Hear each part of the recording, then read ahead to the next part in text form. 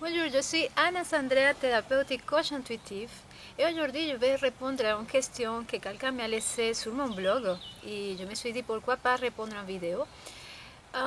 Quelqu'un m'a dit pourquoi à chaque fois que je commence une thérapie, au bout d'un certain temps, même si ça a des résultats, j'arrête.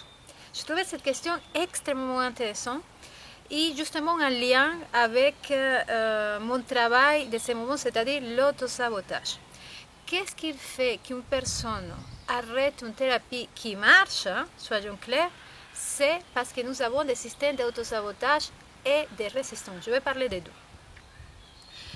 Et je suis d'accord que parfois, tous les systèmes, toutes les thérapies ne conviennent pas à tout le monde. Certaines thérapies, au bout d'un certain temps, de les faire, vous dites, c'est pas pour moi, ça respecte pas mes besoins du moment, etc.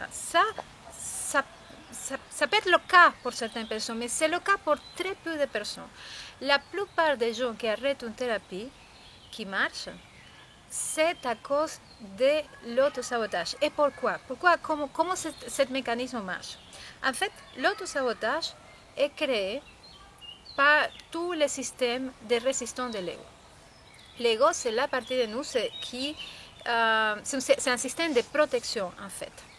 L'ego, il est composé de toutes les expériences, de traumatismes, de difficultés, de peines, de douleurs que nous avons vécues. Et pour l'ego, quand une personne s'approche trop à sa zone de douleur, à sa zone de difficultés, ça va lui rappeler une expérience qu'il a eue quand il avait 7 ans, etc. Et tout de suite, le clignotant de danger se met à fonctionner.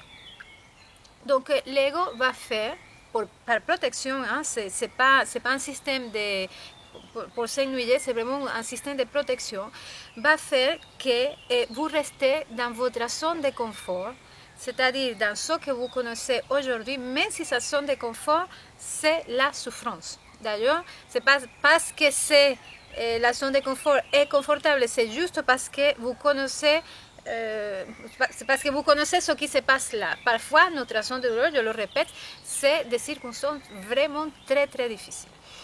Donc, j'ai déjà vécu avec une certaine impuissance des personnes qui dans mes thérapies commencent à avoir des résultats et que tout d'un coup arrêtent les thérapies. Pour moi, c'est pour moi, c'est vraiment fascinant voir ce genre de personnes. Et ça, en partie, c'est à notre système d'autosabotage, mais c'est aussi dû à nos résistances. Il y a beaucoup de gens qui disent j'ai envie de changer, j'ai envie de me transformer, mais que sur les faits n'ont pas aussi autant envie de se transformer, de changer. Je suis convaincue, je le dis partout, quand une personne décide véritablement, sincèrement, de se transformer et de se changer, c'est un oui, c'est une espèce de déclaration de liberté qu'on envoie partout dans l'univers et la vie nous soutient à ce moment-là.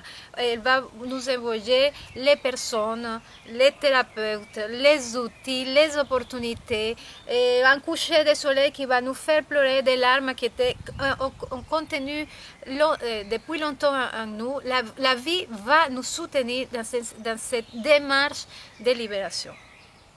Mais ce qui arrive, c'est que la plupart des personnes ne sont pas sincèrement convaincues profondément de changer. Pourquoi? Parce qu'elles sont des bénéfices secondaires. Qu'est-ce que c'est les bénéfices secondaires?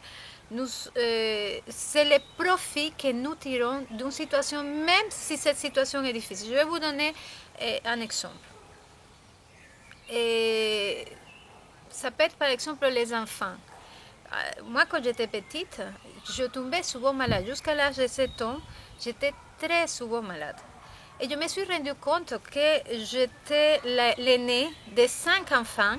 Donc ma mère, qui déjà n'était pas une mère spécialement maternelle, avait beaucoup d'enfants à s'en occuper. Donc le seul moment où je pouvais avoir l'attention de ma mère, c'était quand j'étais malade, parce qu'elle devenait tout d'un coup très maternelle avec moi, très câline, etc.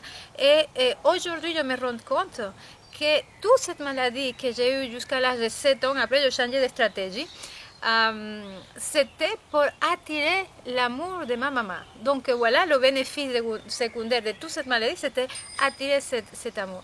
Et donc parfois, nous avons des bénéfices secondaires à rester dans nos souffrances. Et une des raisons, c'est que rester victime d'une situation, c'est confortable. La victime, c'est un personnage que c'est vrai, c'est limitant, ça vous fait rester petite, mais ça vous donne aussi un certain confort.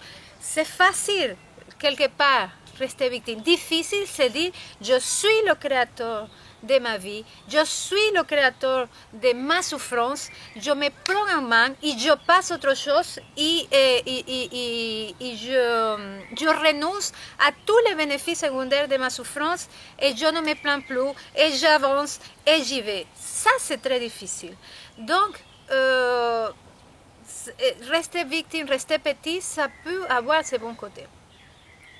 Si vous voulez sincèrement changer, demandez-vous qu'est-ce qu'il fait que jusqu'à aujourd'hui, avec la plupart, je rencontre beaucoup de personnes que ça fait 10 ans, 20 ans, 30 ans, 40 ans, qui sont dans le développement personnel, qui connaissent plein de thérapies, qui ont fait plein de stages et qui pourtant n'ont pas les résultats qu'ils souhaitent.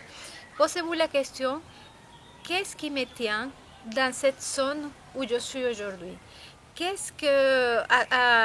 À quoi je suis prête à renoncer? Qu'est-ce que je suis prête à faire, à accueillir à moi?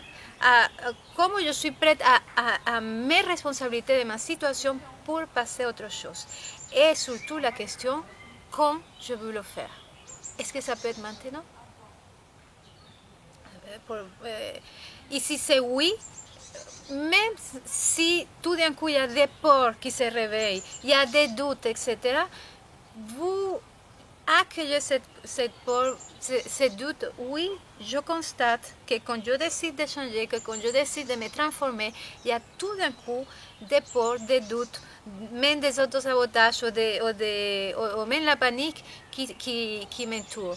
Je vois tout ça, j'accueille tout ça et je continue avec ce qui est présent. N'attendez pas le moment de ne pas du tout ressentir la peur ou les doutes pour avancer. La peur, ça peut être une compagne de longue date dans le chemin de transformation. Mais ce n'est pas elle qui décide ce qui va arriver dans votre vie.